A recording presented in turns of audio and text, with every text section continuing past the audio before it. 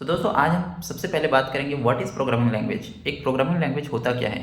तो देखो दोस्तों, जिस तरह से हम ह्यूमंस एक दूसरे से बात करते हैं तो हमको एक माध्यम की ज़रूरत होती है बात करने के लिए। एक दूसरे की चीज़ों को एक दूसरे को समझाने के लिए एक माध्यम की आवश्यकता होती है और वो माध्यम है हमारी भाषा। अब ये भाषा दोस्तों कुछ भी हो सकता है, जैसे कि हिंदी, इंग्लिश, तमिल, मराठी, संस्कृत, पंजाबी, उर्दू, कुछ भी हो सकता है। ठीक है, तो जैसे हम एक दूसरे से बात करने के लिए जो भाषा यूज़ कर रहे हैं दोस्तों, ठीक है, इसी तरह से जब हमको कंप्यूटर से बातचीत करना होता है, अपनी बातों को कंप्यूटर को कहना होता है, उनको समझाना होता है कि भाई आप ऐसा करो, ऐसा मत करो, ऐसा करके, तो हम कंप्यूटर्स के लिए जो लैंग्वेज यूज़ करते हैं दोस्तों, उसको हम कहते हैं प्रोग्रामिंग लैंग्वेज। ओके, तो दोस्तों जो प्रोग्रामिंग लैंग्वेज होता है वो कंप्यूटर के भी बहुत सारे प्रोग्रामिंग लैंग्वेज होते हैं। ठीक है, शुरू में जो प्रोग्रामिंग लैंग्वेज होते थे वो लो लेवल प्रोग्रामिंग लैंग्वेज होते थे, जिसमें हमारा मशीन लैंग्वेज आता है, असेंबली लेवल लैंग्वेज आता है। ठीक है, उसके बाद जो प्रोग्रामिंग लैंग्वेजेस बनने लग गए, क्योंकि मशीन लेवल जो प्रोग्रामिंग लैंग्वेज है दोस्तों वो 0 और 1 के फॉर्म पे रहता है और वो ह्यूमंस के लिए मतलब उतना रिकॉग्नाइजेबल नहीं था, और या फिर कह सकते हैं कि बहुत ज़्यादा टफ था वो चीज़, उसमें कोडिंग वगैरह करना। ठीक है, 0 1 0 1 1 1 1 1 0 0 0 0 इस पर हम कैसे कोडिंग करेंगे। ठीक है, उसके बाद दोस्तों ह्यूमंस ने बनाया assembly language. Assembly language machine level language से थोड़ा सा अच्छा था। ठीक है, थोड़ी सी चीज़ें आसान हो गई, लिखना और कंप्यूटर को इंस्ट्रक्शंस देना। ठीक है, लेकिन ये लैंग्वेज भी बहुत ज़्यादा लोगों के लिए टफ था दोस्तों एक तरह से। ठीक है, तो उसके बाद धीरे धीरे चीज़ें और इम्प्रूव होती गई और तब आया हाई लेवल लैंग्वेजेस। ठीक है, तो हाई लेवल लैंग्वेजेस में सबसे पहले जो लैंग्वेज आया था, जो कि बहुत पुराना लैंग्वेज माना जाता है, जिसको ऑब्जेक्टिव सी के नाम से जानते हैं हम। ठीक है, यहाँ जिसको हम सी भी कहते हैं, सी लैंग्वेज। ठीक है, तो जो सी लैंग्वेज जो होता है दोस्तों, ये एक हाई लेवल लैंग्वेज होता है। ठीक है, प्रोग्रामिंग लैंग्वेज में अगर आपको बेसिक्स जानना है या फिर हार्ट ऑफ लॉजिक्स अगर सीखना है, ठीक है, तो सबसे पहले आपको सी लैंग्वेज सीखनी चाहिए। सी के बाद आपको सी प्लस प्लस को जानना चाहिए, क्योंकि जितने भी आप प्रोग्रामिंग लैंग्वेज आगे अपने लाइफ में सीखने वाले हो, सभी में सी और सी प्लस प्लस के जो लॉजिक्स हैं वही आपको काम में आने वाले हैं। ठीक है, तो इसमें आप लॉजिक लगाना सीखते हो, अपना माइंड को चलाना सीखते हो कि एक प्रोग्रामिंग एक लैंग्वेज क्या होता है ये समझते हो, उसमें क्या क्या लूप्स लगते हैं, कैसे काम होता है, कैसे कैसे एक लैंग्वेज काम करता है, कंप्यूटर कैसे इंस्ट्रक्शन को टेक करता है, फिर कैसे उसके बिहाफ पे आउटपुट हमको जनरेट करके देता है। ये सारे चीज़ों को आप जानेंगे। ठीक है, तो हमारे पास जो प्रोग्रामिंग लैंग्वेजेस होते हैं दोस्तों वो भी बहुत सारे होते हैं।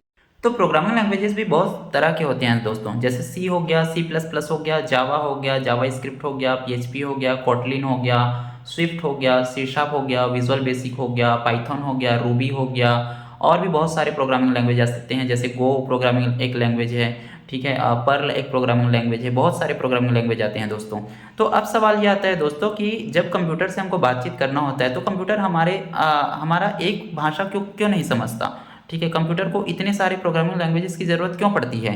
ठीक है, तो देखो दोस्तों, प्रोग्रामिंग लैंग्वेज जो होता है वो इंसानों ने बनाया हुआ है, और ये जो प्रोग्रामिंग लैंग्वेज है ये स्पेसिफिक पर्पस के लिए बने हुए हैं। कुछ प्रोग्रामिंग लैंग्वेज से मोबाइल एप्लीकेशंस बनते हैं, कुछ प्रोग्रामिंग लैंग्वेज से आपका वेबसाइट बनेगा, कुछ प्रोग्रामिंग लैंग्वेज से आपका कंप्यूटर सॉफ्टवेयर्स बनते हैं। ठीक है, और कुछ प्रोग्रामिंग लैंग्वेज से आपका एम्बेडेड सॉफ्टवेयर्स, ये सारी चीज़ें बनती हैं। ठीक है, तो हर प्रोग्रामिंग लैंग्वेज का अपना अपना एक कहना चाहिए कि अलग विशेषता है, जिसकी वजह से वो जाने जाते हैं। ठीक है, कुछ प्रोग्रामिंग लैंग्वेज एक ही काम को मतलब एक ही काम को करने की कैपेसिटी रखती हैं।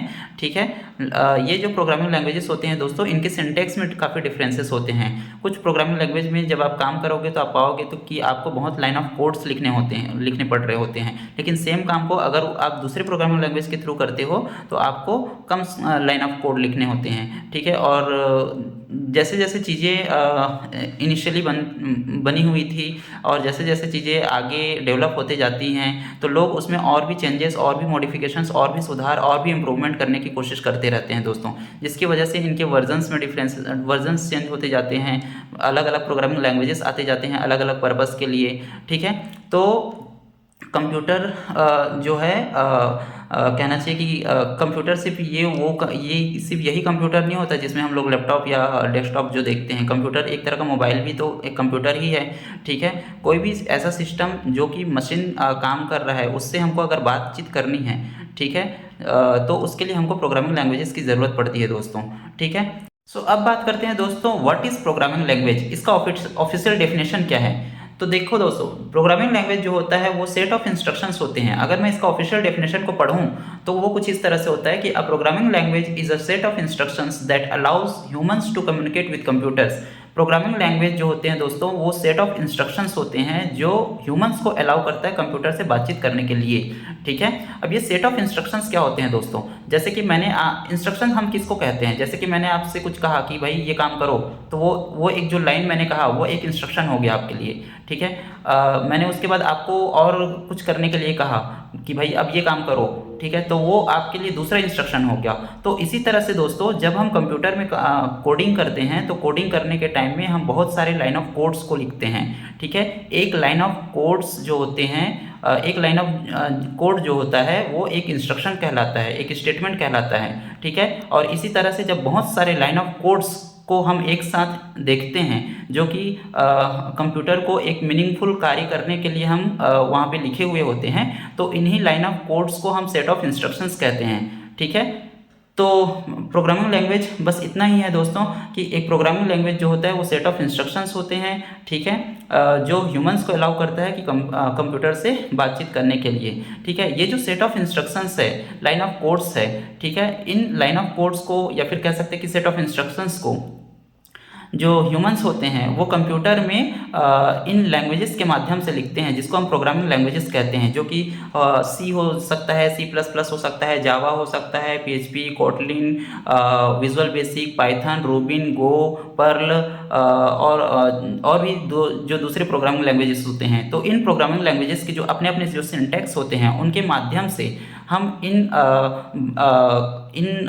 लाइंस ऑफ कोड्स को या सेट ऑफ इंस्ट्रक्शंस को कंप्यूटर में लिखते हैं और कंप्यूटर को हम कोई ना कोई काम करने के लिए कहते हैं उसके माध्यम से, ठीक है। फिर कंप्यूटर क्या करता है दोस्तों, इन लाइन ऑफ कोड्स को वो समझ लेता है, ठीक है, इनको वो 0 और 1 के फॉर्म पे कन्वर्ट करता है और उसको समझ के हम जो काम उसको करने के लिए कहते हैं उसके हिसाब से वो हमको आउटपुट दे देता है, ठीक है दोस्तों। तो इसी तरह से दोस्तों हम कंप्यूटर से बातचीत करते हैं प्रोग्रामिंग लैंग्वेजेस के थ्रू। तो प्रोग्रामिंग लैंग्वेज का ऑफिशियल डेफिनेशन मैं एक बार और पढ़ रहा हूँ, आप लोग अच्छे से समझ जाना। A programming language is a set of instructions that allows humans to communicate with computers, ठीक है। प्रोग्रामिंग लैंग्वेज जो होते हैं दोस्तों बहुत सारे मोबाइल एप्लीकेशंस बनाने के लिए यूज़ होता है, बहुत सारे वेबसाइट्स बनाने के लिए यूज़ होता है, और जो कंप्यूटर सॉफ्टवेयर्स हैं वो सारी चीज़ें बनाने के लिए यूज़ होता है, ठीक है।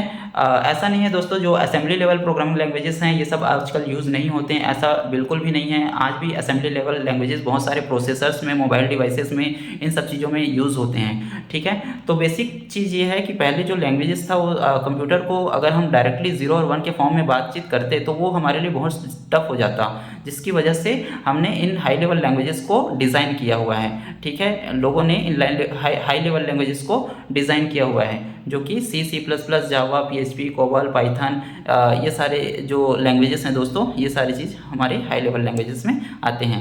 सो दोस्तों इस चैनल में मैं आपको प्रोग्रामिंग के बारे में A to Z बताने वाला हूँ, ठीक है, और बहुत ही सिंपल तरीके से मैं चीज़ों को समझाने वाला हूँ। मैं सबसे पहले आपको C लैंग्वेज समझाऊंगा, उसके बाद हम C++ सीखेंगे, उसके बाद हम बाकी सारे लैंग्वेजेस में स्विच करेंगे, अच्छे जो प्रोग्रामिंग लैंग्वेजेस होते हैं, ठीक है। मैं आपको मोबाइल एप्लीकेशंस कैसे बनाते हैं ये सारी चीज़ बताऊंगा, ठीक है। डेस्कटॉप एप्लीकेशंस कैसे बनाते हैं ये सारी चीज़ बताऊंगा, वेबसाइट्स कैसे बनाते हैं ये सारी चीज़ बताऊंगा, और जो आजकल लेटेस्ट जो ट्रेंड चल रहे हैं, जो आजकल आप देख पा रहे हो कि जो AI है, आर्टिफिशियल इंटेलिजेंस है, वो कैसे ह्यूमंस के लाइफ में पूरा धाक जमा के रखा हुआ है, ठीक है। तो अब आर्टिफिशियल इंटेलिजेंस जो AI है, ठीक है, ये हम यूज़ करने वाले हैं अपने बहुत सारी लाइफ की फील्ड्स में अपने चीज़ों को आसान करने के लिए, ठीक है। तो यार एक मक्खी बहुत परेशान कर रहा था, ठीक है। तो जो आर्टिफिशियल इंटेलिजेंस है दोस्तों ये ह्यूमंस की लाइफ में अब एंट्री मार चुकी है और ये बहुत ही तेज़ी से आगे बढ़ रहा है, ठीक है। तो समय के साथ साथ हमको भी चीज़ों में अपग्रेड करना होगा, चीज़ों को जैसा दुनिया आगे फास्ट तरीके से मूव कर रही है उसके हिसाब से भी हमको समझना होगा, सीखना होगा, ठीक है। यहाँ पे आप देखोगे तो डे बाय डे दूसरे बड़े बड़े प्रोग्रामिंग लैंग्वेजेस यहाँ पे आ जाते हैं, ठीक है। कल वो प्रोग्रामिंग लैंग्वेज का अलग वर्जन चालू हो गया, परसों उस प्रोग्रामिंग लैंग्वेज का अलग वर्जन चालू हो गया, नरसों वो एक फ्रेमवर्क आ गया।